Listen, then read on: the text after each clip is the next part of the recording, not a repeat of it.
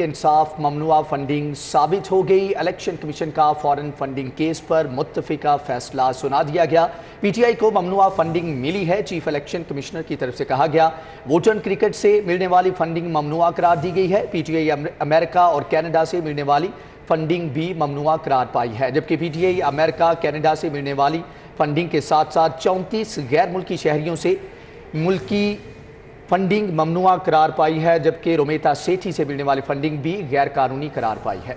जी हाँ, 351 गैर मुल्की कंपनियों से मिलने वाली फंडिंग भी गैर कानूनी करार दे दी गई है। इस पर बात कर लेते हैं। उस्मान खान हमारे साथ मौजूद हैं।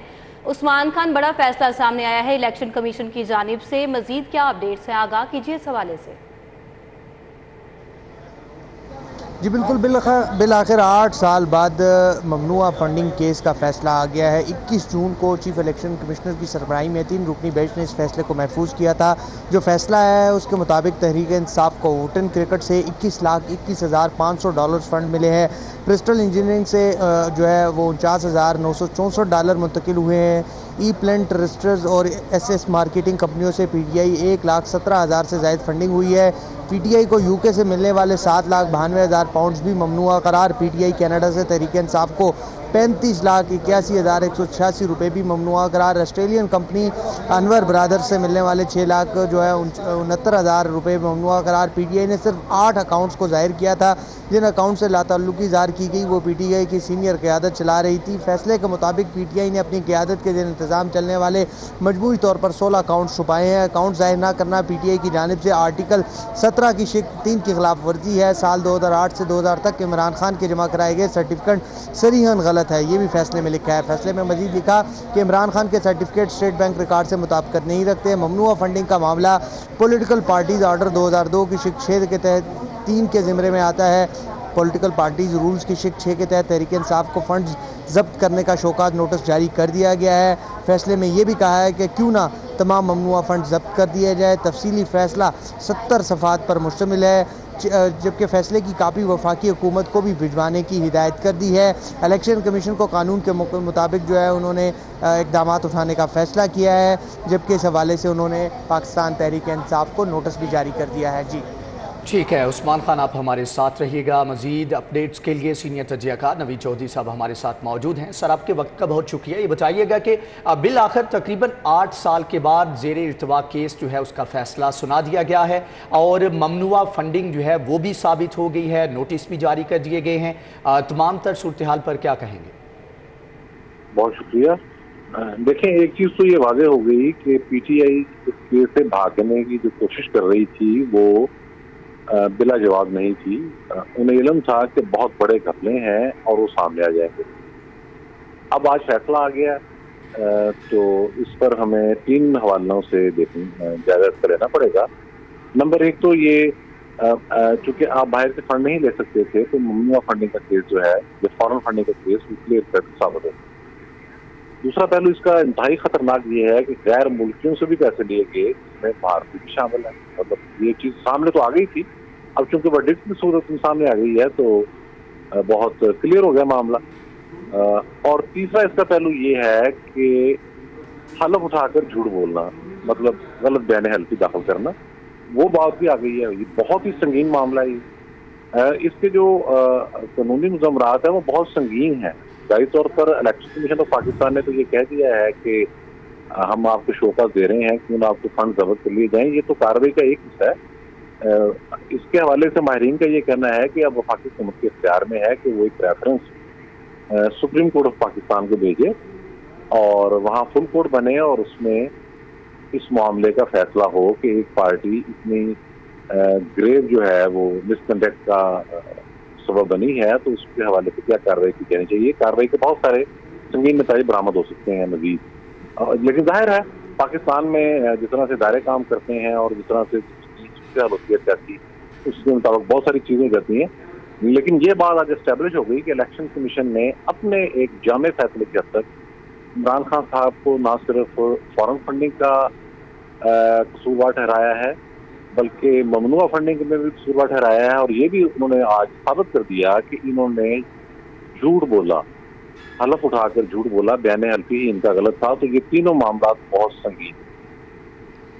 तीनों मामलात काफ़ी संगीन हैं। चेयरमैन तहरीक इंसाफ जो हैं वो काफ़ी मुश्किल में दिखाई देते हैं। नवीद चौधरी साहब और उस्मान खान हमारे साथ मौजूद हैं, आप हमारे साथ रहिएगा। Chairman Tehreek Insaf Imran Khan in trouble हैं। इमरान खान की तरफ से गलत डिक्लेरेशन जमा कराए जाने का इंकशाफ हुआ है। इलेक्शन कमीशन के 3 रुकनी बेंच ने डिक्लेरेशन जाली करार दे दिया है। जी हाँ, इमरान खान ने इलेक्शन कमीशन में गलत डिक्लेरेशन जमा करवाई है। इलेक्शन कमीशन ने फैसला जारी कर दिया है। इमरान खान ने 2008 से 2013 तक गलत डिक्लेरेशन दिए हैं। फैसले में ये बात साबित हो गई है। इलेक्शन कमीशन ने फैसला सुना दिया है कि इमरान खान के जमा कराए गए सर्टिफिकेट सरीहन गलत है। इमरान खान के सर्टिफिकेट स्टेट बैंक रिकॉर्ड से मुताबिकत नहीं रखते हैं। आपको बता रहे हैं कि इलेक्शन कमीशन की जानिब से बड़ा फैसला ये जारी हुआ है। इसी हवाले से हमें ज्वाइन किया है कज़ाफी भट्ट ने। कज़ाफी भट्ट, आगाह कीजिएगा, अदालती फैसला सामने आ गया है, मजीद क्या कार्रवाई की जाएगी इस हवाले से?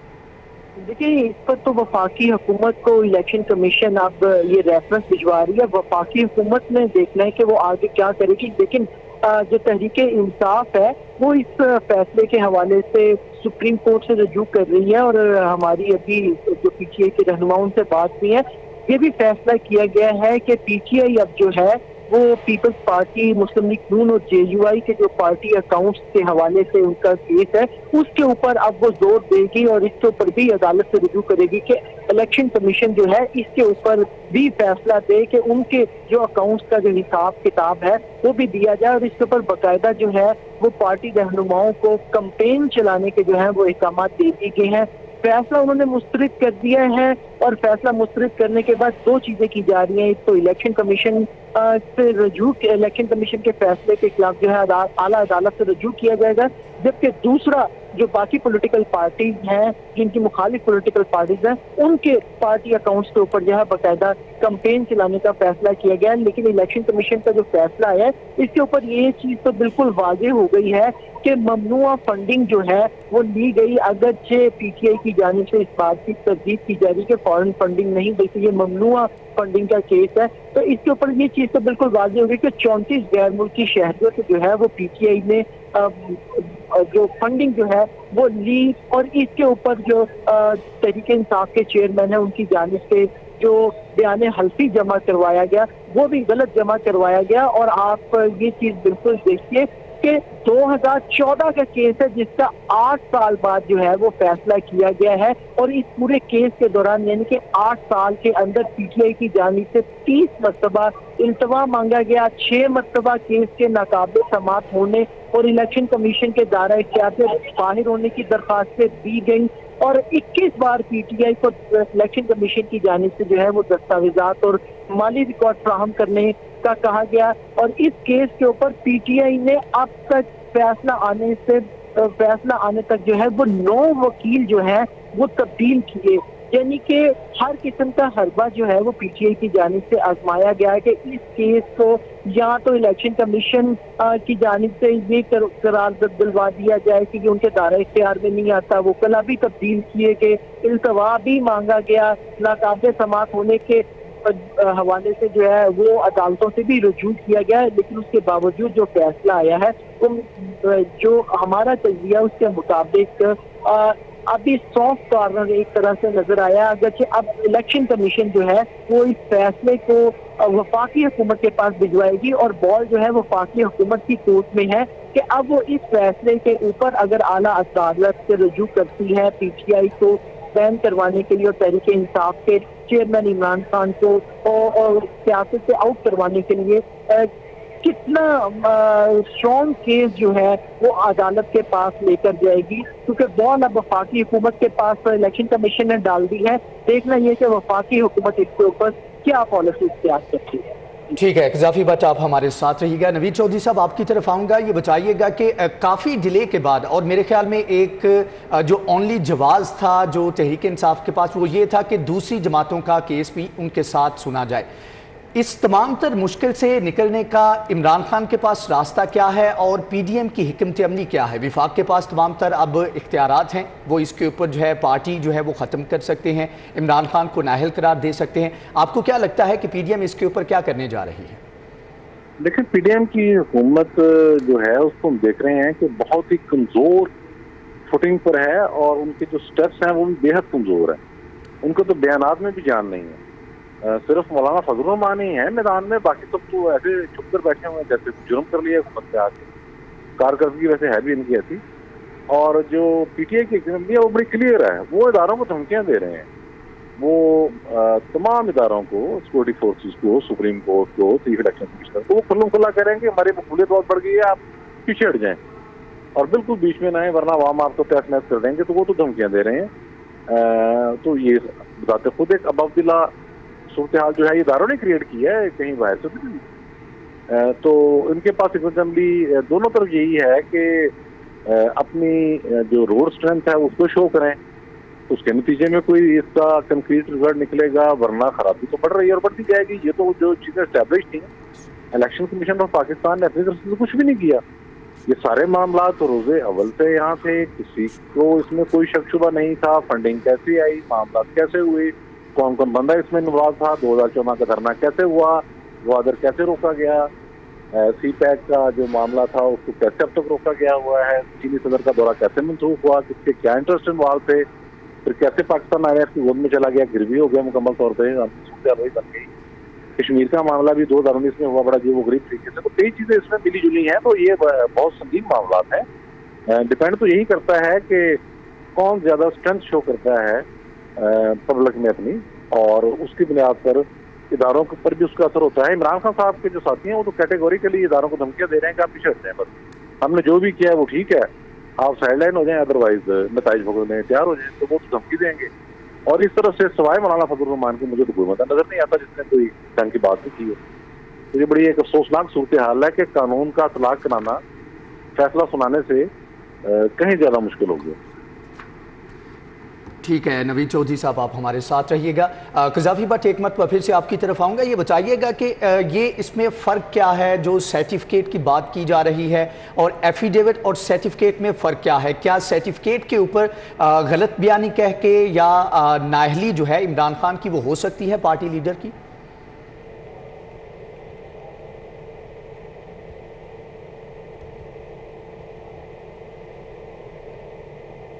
कज़ाफ़ी भट्ट से राबता बहाल करने की कोशिश करते हैं। नवीद चौधरी साहब, यही सवाल मेरा आपसे है कि क्या ये जो फ़र्क है इससे कोई फ़र्क पड़ेगा कि नाअहली नहीं हो सकती या फिर इमरान खान जो है इससे बच सकते हैं? अगर सवाल दोहरा देंगे आप। जी, अब मैंने ये पूछा है कि जो इलेक्शन कमीशन का फैसला है उसमें सर्टिफिकेट का जिक्र किया गया है जिसमें इमरान खान साहब ने गलत बयानी की है, तो क्या सर्टिफिकेट में गलत बयानी करने के ऊपर नाअहली हो सकती है इमरान खान साहब की?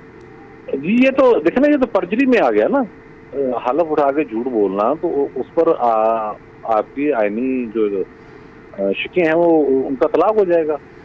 एक आदमी झूठ बोल रहा है हलफ उठाकर, तो इससे बड़ा जुर्म क्या होगा? और पोलिटिकल पार्टी का वो सरबराह भी हो, इसके मुज़म्मरात तो यकीनी तौर पर नाअहली की सूरत में निकलते हैं ना। यहाँ तो जो एक तनख्वाह ली नहीं गई और बेटे की तरफ से थी और कागजात में थी, उसमें सुप्रीम कोर्ट ने अपनी तरफ से फैसला सुना दिया था ऊपर से बैठकर। तो नाअहली तो कई मामला में हो सकती है, पहले भी मौजूद थे। तो इसमें नाअहली बनती है। देखना तो ये है कि अब वफाकी हुकूमत इस हवाले से क्या टेक्निक इख्तियार करती है, पीडीएम बतौर इत्तेहाद सियासी ताकत क्या इस पर मौक़िफ़ इख्तियार करती है, पीपल्स पार्टी और एएनपी का क्या मौक़िफ़ होता है, और जो छोटी मोटी तादी जमातें हैं उनका क्या मौक़िफ़ होता है हुकूमत में। तो ये इसका एक सियासी पहलू भी है, उसको नज़रअंदाज करके सारे मामले को नहीं देख सकते। अच्छा नवीद चौधरी साहब, ये भी बताइएगा कि पीडीएम जिस तरह के आपने कहा कि बैक फुट पर है, आपको लगता है कि ये जो मौका है अगर इसको गंवा दिया गया तो उसके बाद कोई मौका पीडीएम को मिल सकेगा इमरान खान के खिलाफ? देखिए, मौका तो हर वक्त मौजूद होता है। वो तो अगर आज फैसला कर दिया जाए कि हमने फ्रंट फुट पे आना तो आप आज आ जाएंगे, तो इस केस की तो जरूरत ही नहीं है उसके लिए। ये तो एक चीज आपको मिली है कि ठीक है, आप उसे दौड़े ले सकते हैं। अगर आज के दिन में फैसला करते हैं बैठ कर के भाई हमने शाम को हमने फ्रंट फुट पे होना, आज शाम से तो फ्रंट फुट पे आ जाएंगे, ये तो आपकी विल है। अगर आपके अंदर विल नहीं है तो फिर उसके बाद आपको चाहे पक्का पकाया मिले, आप उठा के मुंह में नहीं डाल सकते हो। तो वो तो एक मतलब मशक होगी, जितने मजीद किसी से आते जाए वो कोई असर ही नहीं होगा। तो बुनियादी बात इसमें विल की होती है, पोलिटिकल विल की। अगर आपका विल है तो अभी 3-4 घंटे के बाद आप फ्रंट फुट पे होंगे और अगला जो है वो अपने आप को संभालने पे लग जाएगा और वो अपने आप को दिफा में लग जाएगा। आप पर अटैक जरूर करेगा, लेकिन साथ ही वो एक आदमी तो ढाल भी थाम लेगा कि मैं इनके हमलों से भी बचूं। सियासी बात कर रहा हूँ मैं। अदरवाइज तो अगर आपने नहीं करना तो फिर क्या मर्जी होता है, उससे कोई फर्क नहीं पड़ता, कुछ भी नहीं। जी नवीद चौधरी साहब हमारे साथ ही मौजूद रहिएगा। कज़ाफ़ी बट की जानिब रुख करते हैं। कज़ाफ़ी बट, ये बताइएगा कि फॉरेन फंडिंग को जब ममनुआ फंडिंग में तब्दील कर दिया गया है तो इसकी रिपरकशंस क्या होंगी? देखिए, इसके ऊपर तो सबसे बड़ी चीज है, नबी साहब ने भी बड़े वादे किया कि अगर इसके ऊपर जाना चाहे, वफाकी हुकूमत चाहे और केस इनका मजबूत हो तो इमरान खान जो है वो सियासत से आउट हो सकते हैं। डिपेंड करता है कि वफाकी हुकूमत क्या करती है। इस सारे केस के ऊपर जिस तरीके से तहरीके इंसाफ बार बार यू टर्न लेती रही है, उस यू टर्न को अगर देखें तो ये बिल्कुल वाजे केस है। जो उन्होंने फॉर्म 1 जमा करवाया, हलफ उठाया कि उन्होंने किसी किस्म के कोई अकाउंट्स नहीं छुपाए, केस तो बिल्कुल वाजे है। मामला ये है कि वफाकी हुकूमत क्या स्टैंड लेती है। नवीद साहब ने ये बिल्कुल दुरुस्त बात की कि वफाकी हुकूमत जो है इस तमाम मामले के ऊपर जो उनके बयानात अब तक आए हैं सामने, वो बिल्कुल ठंडे बयानात है। यूं महसूस होता है कि वो इस मामले को उस तरीके से लेकर चलना ही नहीं चाह रही है। हालांकि अब पीटीआई इस बात के ऊपर आप ये देखिएगा कि अवाम के अंदर जाएगी और ना सिर्फ अवाम में जाएगी बल्कि अदालत से भी रुजू करेगी कि जो इन जमातों के खिलाफ जो इनके पार्टी फंडिंग केस दायर किया हुआ है उसके ऊपर भी जो है वो फैसला किया जाए। हालांकि ये 8 साल पुराना केस था जिसके ऊपर मैंने तफसीलन बताया कि कितनी मर्तबा जो है वो यू टर्न लिया गया और ये कहा गया इस केस को इलेक्शन कमीशन के लिए नाकाबिल समाजी करार दिया गया और इल्तवा भी मांगा गया, लेकिन उसके बावजूद 8 साल बाद ये केस आया और बड़ा मजबूत केस है। अगर वफाकी हुकूमत इसके ऊपर खेलना चाहे तो ये बड़ा ही मजबूत केस है अगर वफाकी हुकूमत इस पर खेलना चाहे तो। कज़ाफ़ी बट का ऐसा कहना था। नवीद चौधरी साहब हमारे साथ मौजूद थे, आपका बहुत शुक्रिया। कज़ाफ़ी बट और उस्मान खान आपका भी बहुत शुक्रिया। चाइनीज़ कंपनीज ने भी मोटरसाइकिल की कीमतों में 5 से 20,000 इजाफा कर दिया है। Super power bike 70 CC 5,000, 125 CC 7,000 महंगी हो गई है। सुपर पावर बाइक्स 150 से 200 सीसी 15 से 20,000 महंगी कर दी गई है, जबकि यूनिक बाइक 70 से 100 सीसी 5,000 महंगी हो गई हैं। डीलक्स बाइक 70 सीसी 5,000 रुपये महंगी कर दी गई हैं। सुपरस्टार कंपनी ने भी बाइक्स में 5,000 रुपये तक इजाफा कर दिया है। तेज़ रफ्तार लोडर रिक्शा 100 से 200 सीसी 15 से 30,000 मजीद महंगे कर दिए गए हैं। इजाफे के हवाले से मजीद जान लेते हैं शहजाद खान से। जी शहजाद, आगाह कीजिएगा। जी बिल्कुल, यामाहा और होंडा के बाद अब मुकामी मोटरसाइकिल साज कंपनियों ने भी कीमतों में 5 से 20,000 रुपये तक का रिकॉर्ड इजाफा कर दिया है, जिसमें सुपर पावर मोटरसाइकिल 70 सीसी जो है वो 5,000 और 125 सीसी मोटरसाइकिल 7,000 रुपये तक महंगी कर दी गई है। इसके अलावा सुपर पावर बाइक्स 150 से जो 200 सीसी बाइक्स हैं उसकी कीमत में 15 से 20,000 रुपये का इजाफा किया गया है, जबकि यूनिक बाइक जो है वो 70 से 100 सीसी जो हैं ये 5,000 रुपये महंगी कर दी गई हैं। इसके अलावा जो डीलक्स बाइक हैं 70 सीसी, इसकी कीमत भी 5,000 रुपये बढ़ा दी गई है, जबकि सुपरस्टार कंपनी ने भी तमाम बाइक की कीमतों में 5,000 रुपये का इजाफा किया गया है। और इसके अलावा तेज़ रफ्तार लोडर रिक्शा जो 100 से 200 सीसी है ये 15 से 30,000 रुपये महंगा कर दिया गया है। इस वक्त हम मैक्लोर रोड मोटरसाइकिल मार्केट में मौजूद हैं। यहाँ पे कीमतों का क्या इम्पैक्ट आ रहा है ये जानने के लिए एक डीलर हमारे साथ मौजूद है, उनसे बात करें। अस्सलाम वालेकुम। वालेकुम अस्सलाम। हाँ, यामा ने कीमतें बढ़ाई, होंडा ने बढ़ाई, आज चाइनीज़ कंपनियों ने बढ़ा दी, इसका मार्केट पे क्या इम्पैक्ट आएगा आपके बिजनेस पे? ये इसकी वजह ये है कि पहले भी कारोबार नहीं था, ये हर महीने रेट बढ़ते हैं, उसकी वजह से बहुत मुश्किलात हो रही हैं। आपके सामने ये देख ले, मार्केट में सन्नाटे पड़े हुए हैं। जो सेकंड हैंड बेचने आ रहा है वो भी बहुत ज़्यादा कीमतें मांग रहा है और नई का तो बिल्कुल कस्टमर है ही नहीं, तो इसकी वजह से हम बहुत परेशान हैं, कारोबार है ही नहीं। डीलर की गुफ्तगू सुनी, इस हवाले से ये कहते हैं कि जो कारोबार है वो पहले ही ना होने के बराबर है। जो नई बाइक की कीमतें जो नई बाइक्स की बढ़ रही हैं, उसके साथ साथ जो पुरानी सेकंड हैंड बाइक्स है वो भी महंगी होती चली जा रही हैं। कस्टमर आते हैं, रेट पूछते हैं और चले जाते हैं। बहुत शुक्रिया आपका शहजाद खान अब्दाली, हमें अपडेट कर रहे थे। इनकम टैक्स में इजाफे के खिलाफ पब्लिक ट्रांसपोर्टर्स की हड़ताल। लारी अड्डे से मुल्क भर में जाने वाली ट्रांसपोर्ट मुकम्मल तौर पर बंद है। मुसाफिरों को मंजिलों तक पहुंचने के लिए मुश्किलात का सामना। लारी अड्डा बस स्टैंड पर मुसाफिरों की बड़ी तादाद मौजूद है। मुतालिबात की मंजूरी तक हड़ताल जारी रहेगी। ट्रांसपोर्टर्स का ये मौक़िफ़ है। हुकूमत की जानिब से टैक्सेस की भरमार से नुकसान हो रहा है। ट्रांसपोर्टर्स जो हैं शदीद परेशान हैं, जिसकी वजह से उनकी ये हड़ताल जो है जारी है।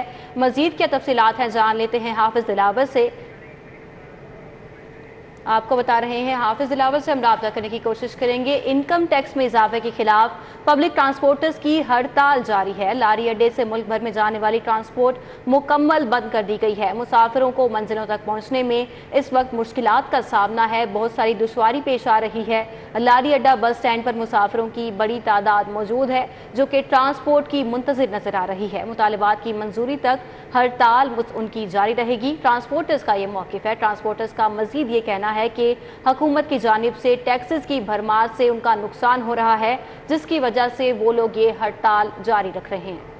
इनकम टैक्स में इजाफे के खिलाफ पब्लिक ट्रांसपोर्टर्स की हड़ताल जारी। लारी अड्डे से मुल्क भर में जाने वाली ट्रांसपोर्ट मुकम्मल तौर पर बंद है। मुसाफिरों को मंजिलों तक पहुंचने के लिए मुश्किलात का सामना है। लारी अड्डा बस स्टैंड पर मुसाफिरों की बड़ी तादाद मौजूद है। ट्रांसपोर्टर्स कहते हैं कि मुतालिबात की मंजूरी तक हड़ताल जारी रहेगी। हुकूमत की जानिब से टैक्सेस की भरमार से नुकसान हो रहा है। मज़ीद अहवाल जान लेते हैं हाफिज़ दिलावर से। जी हाफिज़, आगाह कीजिएगा, ट्रांसपोर्टर्स की तरफ से क्या मुतालबात किए जा रहे हैं? बिल्कुल, पाकिस्तान पब्लिक ट्रांसपोर्टर्स की जानिब से जो है पहिया जाम हड़ताल का ऐलान किया गया है और मैं इस वक्त मौजूद हूँ लारी अड्डे में, जहाँ पर ट्रांसपोर्ट को बिल्कुल बंद कर दिया गया है। मुसाफिरों की एक बड़ी तादाद जो है यहाँ पर मौजूद है, लेकिन ट्रांसपोर्ट ना होने की वजह से मुसाफिरों को शदीद मुश्किलात का सामना है। बच्चे, बड़े और फैमिलीज़ जो है यहाँ पर इंतज़ार कर रही हैं। उनको गाड़ियाँ जो हैं वो मुयसर नहीं है शहर से बाहर जाने के लिए। इसके साथ साथ जो ट्रांसपोर्टर हज़रात हैं उनकी जानिब से कहा जा रहा है जब तक हमारे मुतालबात नहीं माने जाएंगे तब तक जो है हम इस हड़ताल को जारी रखेंगे। और इस हड़ताल का जो मकसद है ट्रांसपोर्टर्स की जानिब से, उनका कहना यह है कि हुकूमत ने इनकम टैक्स के इजाफी जो हम पर आयद किए हैं टैक्स, इनको ख़त्म किया जाए, वरना जो हमारे जो मुतालबात हैं ये नहीं माने जाएंगे तो हमारी तरफ से ये पहिया जाम हड़ताल जो है जारी रहेगी। जी, पहिया जाम हड़ताल जारी रहेगी। हाफिज़ दिलावर हमें आगाह कर रहे थे, बहुत शुक्रिया आपका। गंदम पर दी जाने वाली सब्सिडी खजाने पर बोझ बनने लगी है। महकमा खुराक पंजाब ने गंदम के इजरा के लिए रेट बढ़ाने की तजवीज़ दे दी है। आटे के 10 किलो बैग की कीमत 700 रुपये बढ़ने का खदशा है। महकमा खुराक की तजवीज़ से 20 किलो का थैला 1400 रुपये महंगा हो सकता है। गंदम इजरा के लिए महकमा खुराक ने 1793 से 2353 तक की तजवीज़ दे दी है। इस हवाले से मजीद जान लेते हैं अली रामे से। जी अली, आगाह कीजिएगा। जी बिल्कुल, महकमा खुराक की तरफ से कल वज़ीर पंजाब को एक ब्रीफिंग दी गई है और ब्रीफिंग में साथ से उन्होंने प्रपोजल दी, क्योंकि पंजाब के ऊपर जो गंदम की मद में जो मुख्तलिफ बैंकों से लिया गया कर्ज है वो 700 अरब रुपए तक पहुंच चुका है और इस पर हुकूमत पंजाब के ऊपर एक बहुत बड़ा बोझ है और मजीद सब्सिडी जो है इसको कम करने के लिए एक तजवीज़ दी गई कि पंजाब में जो गंदम का इजरा किया जा रहा है फ्लोर मिल्स को, वो 1765 रुपए में है, जबकि पंजाब महकमा खुराक को यही गंदम जो है वो 3030 रुपए में पड़ती है तमाम अखराजात के साथ। तो इस पर जो आधी सब्सिडी है वो इसी मद में निकल जाती है क्योंकि फ्लोर मिल्स को गंदम दी जा रही है। अब इस पर उन्होंने तजवीज़ दी कि हुकूमत के पास ये चॉइस मौजूद है कि वो गंदम का रेट जो मुकर्रर किया गया उसमें मजीद इजाफा कर सकती है। अब 1765 रुपए तो मुकर्रर है, जिसके तहत आटे का थैला जो उसकी कीमत भी कम है, लेकिन अब 2000 रुपए तक जो पॉलिसी के इजरा की तजवीज़ दी गई है उसके मुताबिक देखा जाए तो आटे की जो 20 किलो का बैग होगा वो 1400 रुपए, जबकि जो 10 किलो का बैग होगा वो 700 रुपए तक मजीद महंगा जो है वो होने की तजवीज़ दी गई। और इसमें कहा गया कि सब्सिडी कम करने के लिए ये प्रपोजल दी गई है।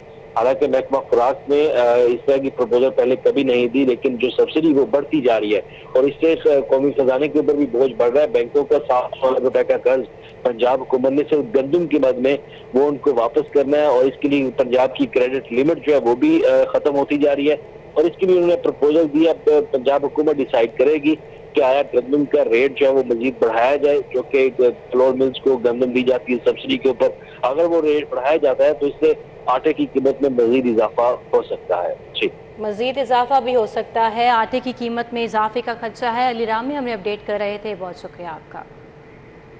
गर्मी की शिद्दत में इजाफा, शहर में बिजली की लोड शेडिंग फिर से शुरू। लेस्को ने 2 घंटे की लोड शेडिंग करने का शेड्यूल जारी कर दिया है। लेस्को की डिमांड 4840 मेगावाट है फराहमी, जबकि 4530 मेगावाट है। तफसीलात मजीद क्या है जान लेते हैं शाहिद सिप्रा से। जी शाहिद सिप्रा, आगाह कीजिए इस हवाले से। जी बिल्कुल, गर्मी की शिद्दत बढ़ने के साथ ही शहर के मुख्तलिफ इलाकों में बिजली की लोड शेडिंग का दोबारा आगाज़ किया गया है। ज़रा ने यह बताया है कि लाहौर इलेक्ट्रिक सप्लाई कंपनी की डिमांड में अब मुसलसल इजाफा देखने में आ रहा है। आज अगर डिमांड की बात की जाए तो 4840 मेगावाट है, जबकि नेशनल पावर कंट्रोल सेंटर की जानिब से फ्राहमी 4530 मेगावाट तक महदूद रखी गई है। इस तरह 300 मेगावाट का सिस्टम पर शॉर्टफॉल होने की वजह से मुख्तलिफ इलाकों में 2 घंटे की लोड शेडिंग करने का शेड्यूल बनाया गया और कंपनी के शहरी इलाकों में तमाम ग्रिड स्टेशन पर यह पैगाम दे दिए गए हैं कि तमाम इलाकों में 2 घंटे की शेड्यूल के मुताबिक लोड शेडिंग की जाए। ज़रा की जानिब से मजीद ये भी बताया गया है कि क्योंकि आज जो है वो दर्जा हरारत बढ़ रहा है और सार्फिन की जानिब से बिजली का इस्तेमाल जो है उसमें भी इजाफा हो रहा है और शाम के वक्त में बिलखसूस दोपहर में जो डिमांड है वो 5000 मेगावाट तक जाने की तवक्को है। अगर नेशनल पावर कंट्रोल सेंटर की जानिब से फ्राहमी 4500 मेगावाट तक महदूद रखी जाती है और मजीद कोटा नहीं दिया जाता तो यही जो शेड्यूल के मुताबिक लोड शेडिंग की जा रही है 3 से 4 घंटे तक पहुँच जाएगी। लेकिन अभी तक का जो शेड्यूल बनाया गया है उसके मुताबिक शहर के तमाम इलाकों में 2 घंटे की लोड शेडिंग की जा रही है, जबकि हाई लाइन लॉसेज यानी कि जहाँ बिजली चोरी की शरह ज़्यादा है या मज़ाफ़ात के इलाके हैं वहाँ पर 4 घंटे की लोड शेडिंग की जाए। ठीक है शाहिद सिप्रा, आपका बहुत शुक्रिया। दूसरी जानिब आपको बताएं कि गरीब फैक्ट्री मजदूर को लेस्को ने 7 लाख बिजली का बिल भिजवा दिया। शहरी सज्जाद अहमद दाद रसी के लिए मॉडल टाउन कचहरी पहुँच गया। वापदा वालों ने 7 लाख का बिल भेज दिया, बताओ मैं क्या करूं। शहरी का मजीद ये भी कहना था कि 7 लाख बिजली के बिल से मजदूर कचहरी में तवज्जो और हमदर्दी का मरकज़ बना रहा। मजीद के तफसीलात हैं जान लेते हैं हमारे नुमाइंदे जमालुद्दीन जमाली से। जी जमालुद्दीन जमाली। जी बिल्कुल, यहाँ हमारे साथ मौजूद हैं एक मजदूर आदमी है, फैक्ट्री गारमेंट की फैक्ट्री में वो काम करते हैं। सज्जाद नाम है इनका और इनको 7 लाख रुपए बिल आया है बिजली का और ये अब इंसाफ के लिए दुआएं देते फिर रहे हैं कि मैं मजदूर आदमी हूँ, मुझे 7 लाख बिल जो है लेस्को की जानब से डाला गया है और मुझे इंसाफ दिया जाए, मेरा बिल को इसको दुरुस्त किया जाए और मुझे इस मुसीबत से जो मुझ पे आन पड़ी है निजात दिलाई जाए। इनसे हम बात करते हैं। अच्छा ये बताएं, पहले कितना बिल आता था? मुझे 2503,000 बिल आता था, वो भी मैं सिर्फ अदा कर देता था। जब मेरा मीटर ख़राब हुआ इन्होंने मुझे 6 माह 12,000 18,000 बिल डाला, वो सारी तनख्वाह मैंने इधर देता रहूँ। जो मीटर रीडर था उन्होंने मेरा मीटर ख़राब था, उन्होंने डिफेक्ट नहीं किया, वो मुझे बिल डालते रहे। फिर मैं खुद दफ्तर गया और एक बंदे से किया, उन्होंने कहा मैं आपका मीटर डिफेक्ट करा देता हूँ। 6 माह के बाद डिफेक्ट करे 18,000 12,000 बिल तारता रहूँ। मैं कर्ज़ई हो गया हूँ बिल तार कर। और जब मीटर लगाया उसके बाद उन्होंने 4 माह के बाद नया मीटर लग गया। 4 माह के बाद फिर मुझे 6,95,494 बिल डाल दिया। और मैं अब क्या कर सकता हूँ, मेरी फैक्ट्री जो मजदूरी का था उधर से भी छूट गया है क्योंकि मैं उधर से छुट्टियाँ कर रहा हूँ, उन्होंने मुझे निकाल दिया है और मैं अभी कुछ नहीं कर सकता। मेरा यही इरादा है कि मैं इधर रोड में लेट जाऊँ और इनका जो अपने आप को आग लगा लूँ। बस मैं यही मेरा मुतालबा, क्यों मैं ज़िला पंजाब से ये कहता हूँ कि मुझे इंसाफ दिलाया जाए। बस मैं इतना बिल करंट बिल अदा कर सकता हूँ जो मेरा आता है, उससे ज़्यादा मैं नहीं कर सकता। अभी ये बिल आएगा, ये मेरा कनेक्शन काट लेंगे। मैंने कोई बिल 10 साल से कोई बिल मिस नहीं किया, उन्होंने ये इसका सिला दिया है। उधर सब चोरी करते हैं, उनको ये कुछ कहते नहीं है, सब एसी चला रहे हैं। मैं 1-2 पंखे इस्तेमाल करता हूँ और मुझे 7 लाख बिल कर दिया मेरा। जी बिल्कुल, ये देखें शहरी जो है ये गारमेंट्स की फैक्ट्री में काम करने वाला मजदूर है और इसकी रेंज के ठीक है जमालुद्दीन जमाली, आपका बहुत शुक्रिया। सूरज बादलों की आंख मचोली का सिलसिला जारी है, गर्मी बढ़ गई। शहर का दर्जा हरारत 32 डिग्री सेंटीग्रेड रिकॉर्ड किया गया। मौसम का अहवाल जान लेते हैं कोमल असलम से। जी कोमल, आगाह कीजिए। बिल्कुल, शहर लाहौर में सूरज ने आपको दिखाना शुरू कर दिया है। इस वक्त जो है वो सूरज सवा नेज़े पर है, दर्जा हरारत में इजाफा रिकॉर्ड किया जा रहा है। गर्मी भी अच्छी खासी महसूस की जा रही है, हब्स भी शिद्दत अख्तियार कर रही है, शहरी पसीने से शराबूर नज़र आ रहे हैं। हल्की हवाओं का सिलसिला बरकरार है लेकिन गर्मी जो है वो जू की तू है। माहिरीन की जानिब से बताया जा रहा है कि मौजूदा दर्जा हरारत 32 डिग्री सेंटीग्रेड रिकॉर्ड किया जा रहा है, जबकि आज कम से कम दर्जा हरारत 27 रहने वाला है और ज़्यादा से ज़्यादा जो है वो तकरीबन 35 डिग्री तक जाएगा। माहिरीन ने आइंदा 24 घंटों के दौरान शहर लाहौर में हल्की बारिश के हवाले से भी पेशगोई जाहिर की है। वहीं दूसरी जानिब माहिरीन शहरियों को हिदायत कर रहे हैं कि घरों की छतों पर और बालकनियों में खासतौर पर परिंदों और जानवरों के लिए जो है वो पानी का अहतमाम किया जाना चाहिए, क्योंकि गर्मी बढ़ने की वजह से जो है वो प्यास ना सिर्फ इंसानों को बल्कि साथ ही साथ जो है वो जानवरों को और परिंदों को भी लगती है, इसलिए उनके लिए भी पानी के इंतजाम किए जाने चाहिए। और ठीक है कोमल असलम, आपका बहुत शुक्रिया। इसी के साथ ही ये बुलेटिन अपने इख्तिताम का पहुंचा। देखते रहिए सिटी 4।